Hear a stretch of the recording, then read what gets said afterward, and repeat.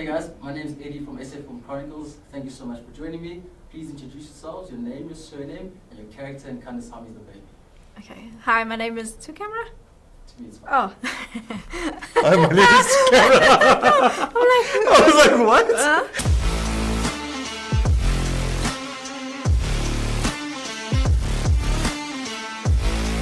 Hi, my name is Mishqah Parthiepal, and I play Jodie Kandasamy-Naidoo. Hi, Eddie. My name is Madhushan Singh, and I play the role of Prishen Naidoo. Awesome. So now guys, can you tell me, what do you feel sets the Kandasamys franchise apart from other comedy drama films? Ooh, a lot, actually. So much. I think it's the cultural aspect, the heritage aspect, the comedic aspect, the life lessons, the sad moments, the laughter, the love, the tears, the dance, the music, the locations. But also just an organic story. Yeah. That's It's just the trajectory yes. of theoretically Jodie and Prishen, who met, fell in love, then they got married, then they all needed to make a baby, and now they have a baby.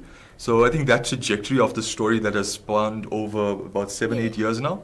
So I think it's taken the audiences on this journey with us.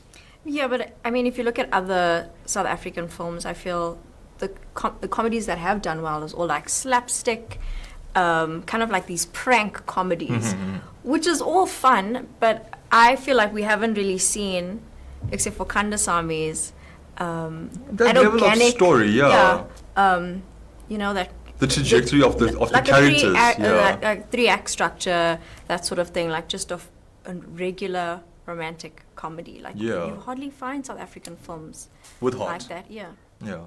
A full-on masala film. Yeah, and the franchise has built such a loyal fan base. I mean, when we posted the trailer a few weeks ago, like a lot of people were so looking forward to it and so excited for the fourth install. So I want to know from you guys though, how does Kandasamys the Baby build on from the previous three, and what is it something different that it's offering with the fourth install? Well, I think for starters is location and baby.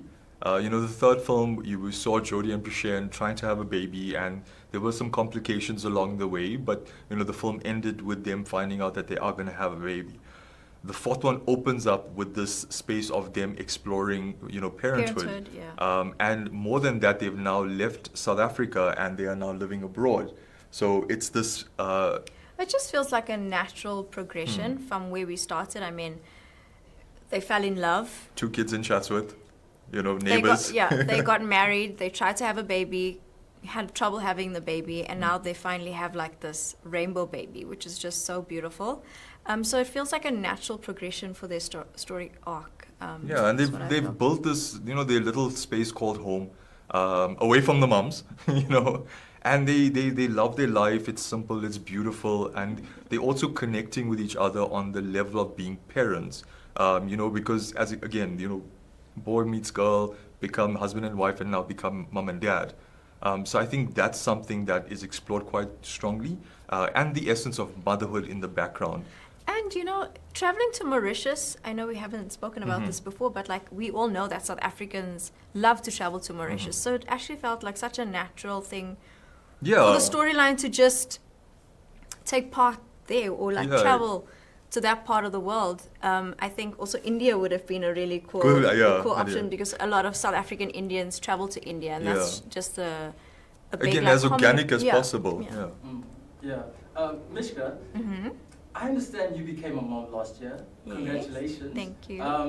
I'm curious to know though, were you pregnant during the filming of Kandasamys? No. Oh, okay. That's interesting. Well, it was a fake belly. Like the big belly was a fake belly. Yeah. I had already had the baby. So when I was in my postpartum, just had the baby, and you saw my tummy being a little big after having a baby, that was my real tummy, because my baby was like 5 months when I started shooting Kandasamys. So I was like just had him and then filmed. So so sorry, I was just so curious because I was trying to figure out the times. I'm like, okay, was it there then? But in leading onto that as well, what were some of the physical and the emotional challenges that you went through with your character? I mean, Jodie goes through a lot, and I could relate so much to that because it's things that I also experienced, not fully what she had experienced, but a lot of those moments, feeling like overwhelmed, under pressure, the whole breastfeeding thing, being uncomfortable, getting used to it, supplementing with formula, and like just transitioning, finding out who you are. I mean, after you give birth, like there's just a drop in your hormones. And when I was playing Jodie, I was still going through that. Like my hair was falling out from having the baby. I had like postpartum hair loss.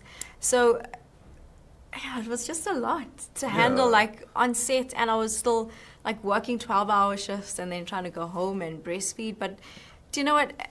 Every mom goes through this kind of thing. So it's not like I was alone. There were other mothers that had already gone through this on set. I mean, a lot of moms have to go to work, you know, at the end of the day after having a baby. So yeah. Madhushan, something that I found interesting is the naming of the baby ceremony. Mm-hmm.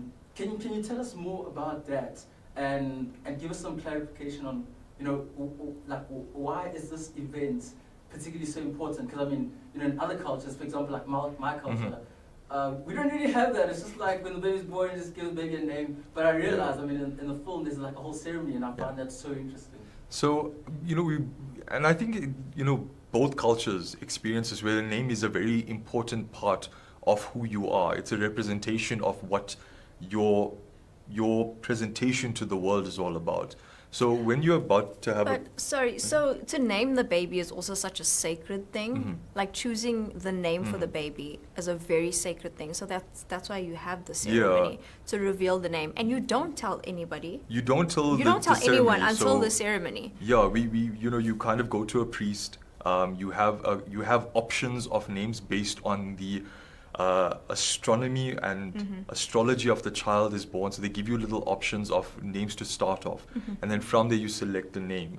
And then in that ceremony you present the baby with the name, and you basically almost do that's a blessing. Like a revelation, you know, that this is what we're going to call our child. And that was my first time being a part of this on set, and we had this priest, an actual priest from Mauritius, who, you know, was so into it that he forgot we were actors. And then he was just like, no, you have to do it like this, and you have to do it like... So we couldn't keep telling him, no, it's just a movie. Pretend. Yeah. And so he was like, no, we're going to do this. So we actually ended up just really following everything exactly how he asked us to do it. So yeah, I think it was fantastic to actually showcase that part of our culture.